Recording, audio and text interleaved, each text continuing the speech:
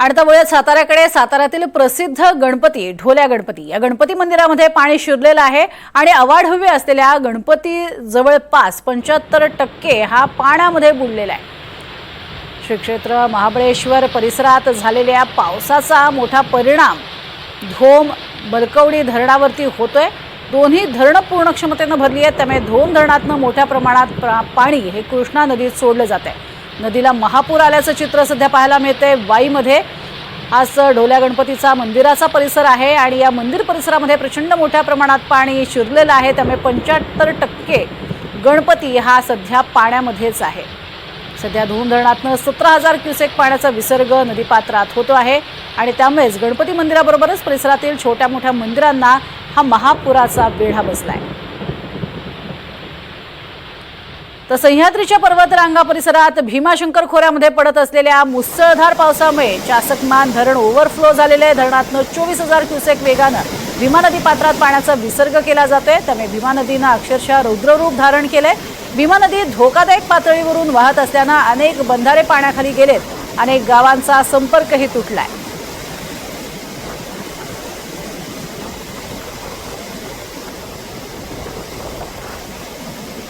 सोलापुरातील हिप्परगा तलाव ओव्हरफ्लो झालाय, त्यामुळे परिसरात पूरजन्य परिस्थिती निर्माण झाली आहे। सोलापुरातील ब्रिटिशकालीन हिप्परगा तलाव ओसंडून वाहू लागलाय।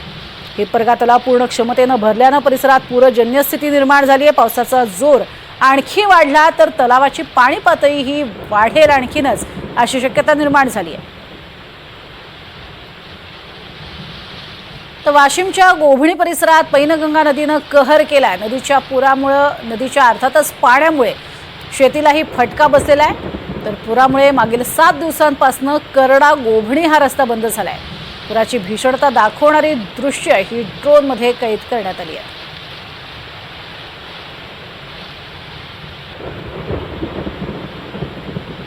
वाशिम नंतर आपण पाहणार आहोत नांदेड मधली स्थिती। नांदेड जिल्ह्यात हसनाळ या गावाला पाण्यानं आपला अक्षरशः कवेध घेतलंय।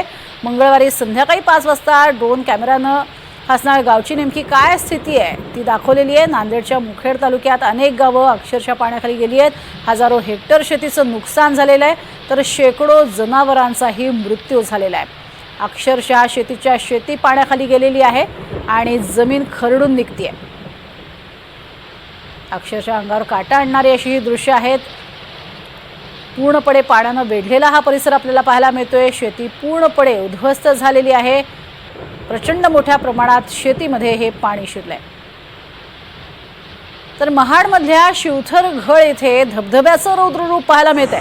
सतत कोसळणाऱ्या पावसामुळे रायगड जिल्ह्यातले धबधबे प्रवाहित झालेत आणि समर्थ रामदास स्वामी यांनी ज्या ठिकाणी दासबोध या ग्रंथाची निर्मिती केली त्या ठिकाणी शिवथरघळ इथे धबधब्याचं हे रौद्र रूप पाहायला मिळतंय।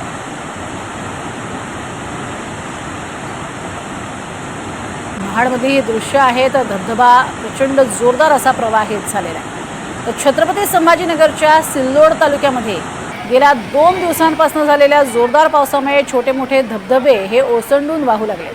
अशातच आमसरी इथे अंब ऋषी महादेव शिवलिंग असलेल्या गुहेशेजारील धबधबा सुद्धा प्रवाहित झालाय। आज पाऊस झाला नसला तरी सुद्धा धबधबे मात्र अजूनही चांगलेच प्रवाहित झालेले पाहायला मिळत आहे।